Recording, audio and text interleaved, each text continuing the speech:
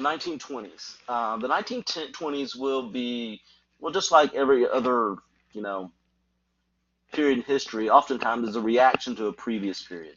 So the 1920s will be a backlash or a reaction to the progressive era, of course, that occurred from the 1890s up through the 19 teens. Some of this backlash was against immigration. You have a rising of what's called nativism, which is this idea, of defining what a, quote unquote American was supposed to be by the native population. Of course, many of these natives that were trying to, define immigrants as un-American were the product of their own parents' or grandparents' immigration.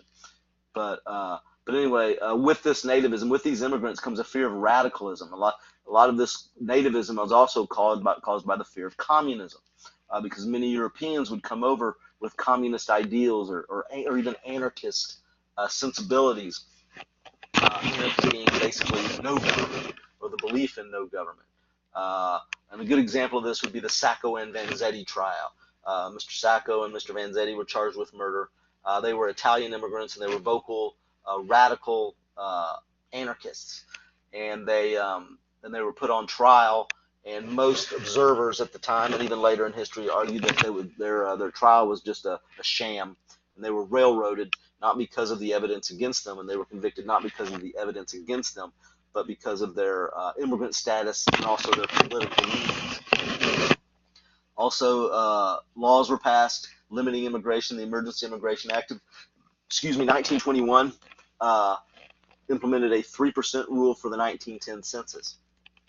Basically, how this works, in the census, you have to put down, your immigrant status or your immigration status or your ethnicity. And so, based on the 1910 census, you get a number of, say, Italians or people of Italian descent, and you take that number, and as far as the future years or the upcoming years, only 3% of that number would be allowed to immigrate in any given year. And that was even revised downward in 1924.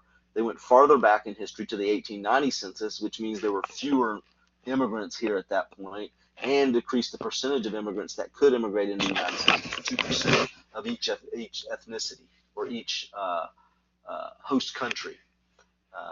So these new quotas and these new rules favored Northern and Western Europeans, of course, going against and harming the chances of immigration for Eastern Europeans, people from, Italy, and Southern Europeans from, Italy, Hungary, Russia. Oftentimes, a lot of these are Jews that are denied the ability, or their ability to immigrate is greatly limited. And of course, at this time, if you remember the Chinese Exclusion Act, many of these laws completely excluded all East Asians.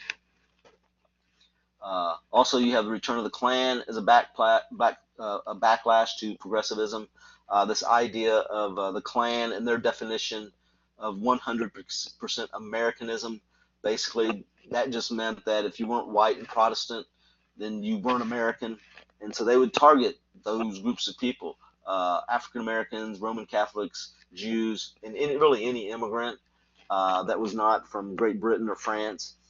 And it was just a fear of the unknown, and a backlash to the Red Scare.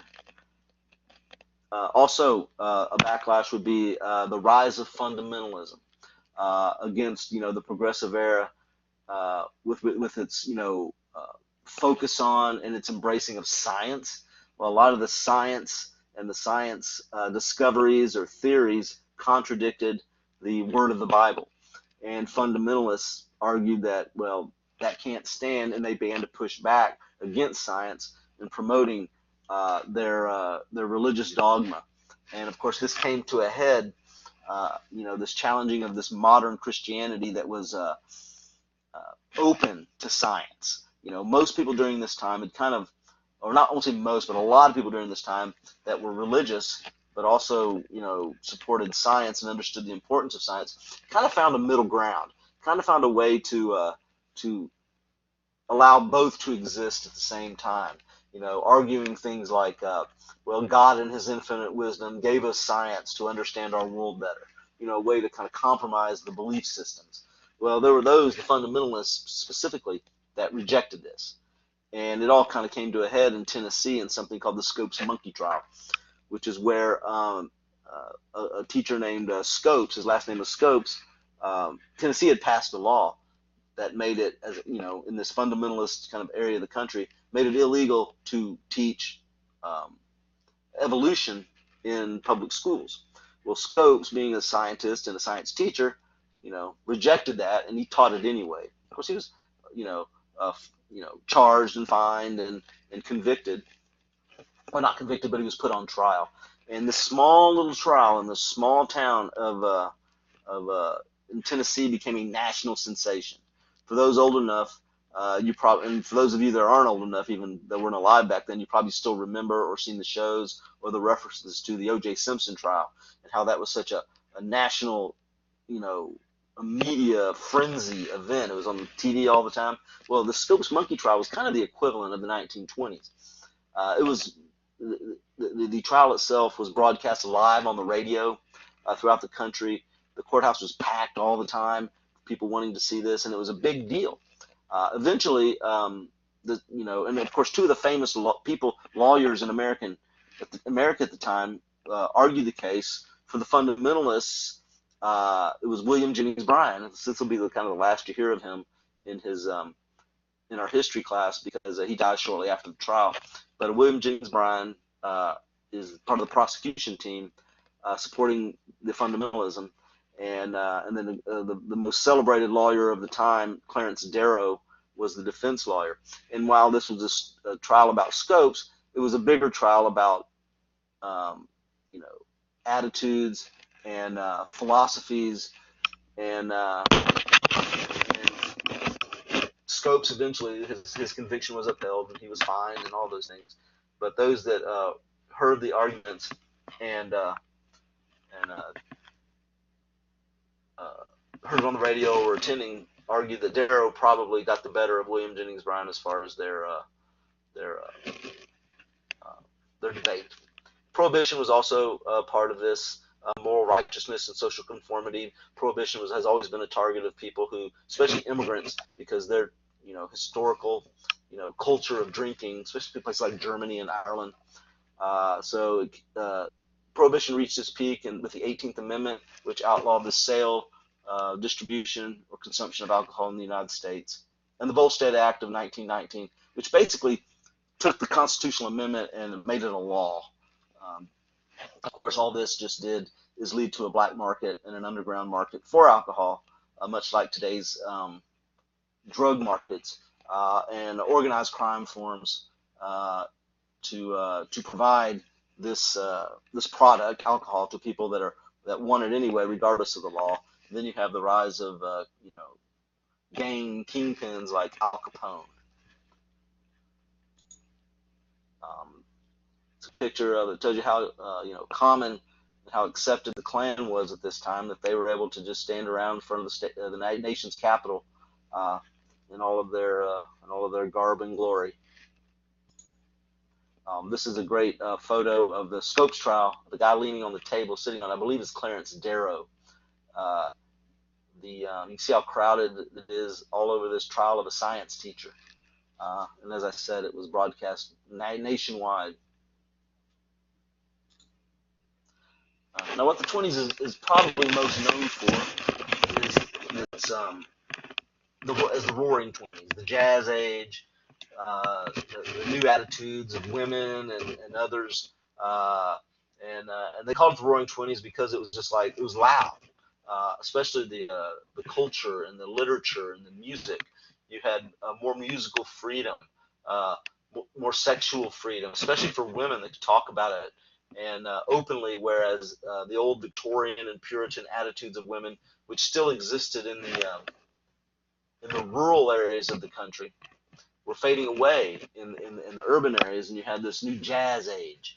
It was best represented in literature by F. Scott Fitzgerald, who wrote books like The Great Gatsby, This Side of Paradise, The Beautiful and the Damned, and so his books to this day are read to kind of get a feel for what the attitudes of these people were like in the 1920s. There was a new morality, radical changes in the manners and morals of people, which once again was represented in some of the books of the time, like This Side of Paradise. Women began to openly discuss sex and birth control and all those things that had been, frowned upon, and the men had told them that they can't talk about. Well, now they openly discuss them. Uh, Psychology is now turning to what's called Freudian theories. Sigmund Freud talked about our subconscious sexual desires and things like that being the driving force and what causes many of our issues and problems in life. And so this ties in with this more open discussion by women. And these women become much more free and liberated, and they will be called the flappers. They will be called the flappers. And I've got a photo here coming up. There on the left, you can see these women that are very, very, they look happy, first of all, and they're walking on a ledge, which is a very dangerous thing to do. And some of the things that you see in this picture that represent uh, uh, a branching off of the norms of the time. First, they're relatively short skirts, which was showing skin. You didn't show leg, but these flappers did. The woman in front there actually looks like she's wearing a man's tie, which is a style statement, rejecting, how women are supposed to dress. They have short hair, wear these hats that are not, traditional bonnets or whatever. And so, it's just it's an independent spirit for the women.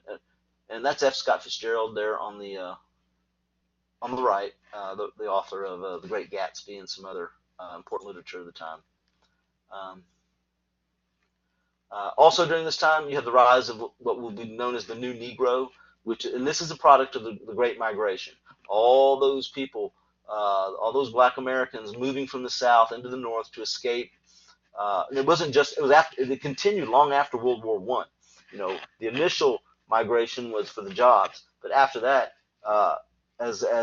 some of the people in the South saw the success of those that had left early, many began to move to move because of their desire to leave the oppression, the segregation of the South, and over 1 million moved north during this time period, and they had huge political and cultural influence. They finally became free to speak out on issues that they wanted, political issues, social issues. They began to demand rights they could not demand in the South, political rights. They began to organize themselves politically. Writers and musicians began to be able to express themselves in their originality instead of being, oppressed and suppressed in the South. Some important names here: Claude McKay, the writer Langston Hughes, very important. Zora Neale Hurston, Countee Cullen, and so these very important people in the Harlem Renaissance, because the reason they call it the Harlem Renaissance, because in New York, when they moved from the South, these African Americans oftentimes all kind of moved into the same area to kind of feed off each other culturally, intellectually, but also for protection in a lot of ways. And Harlem, New York was one of the main places that many people moved, and so it was it's almost like a perfect storm of intellectuality and culture and art. Also, in this group, anytime you have a movement, you're going to have extremists, and one of the more extremist men in the New Negro movement was a guy named Marcus Garvey, who was born in Jamaica, but he was a radical civil rights person. Promoted that, established the Universal Negro Improvement Association, which basically called for racial separation, going back to Africa, arguing that the United States was never going to accept black people on an equal status in the United States. So just argued we just need to. And this appalled those that have been, these black civil rights leaders of the time, more moderate ones, that have been working towards trying to get equality and for black people. Also, including the NAACP, the National Association for the Advancement of Colored People, organized in 1910 by black and white activists.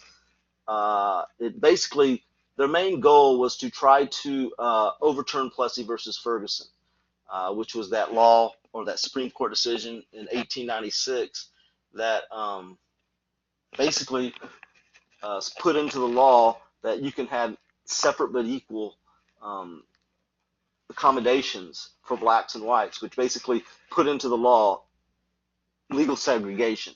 So the goal was to overturn that, especially in the areas of education.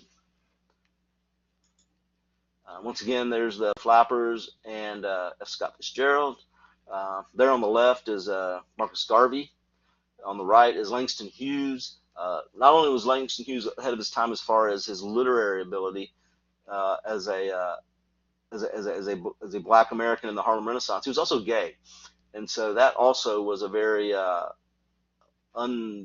uncharacteristic or non-traditional thing to be back then. Although there were plenty of gay people back then, they weren't oftentimes openly gay.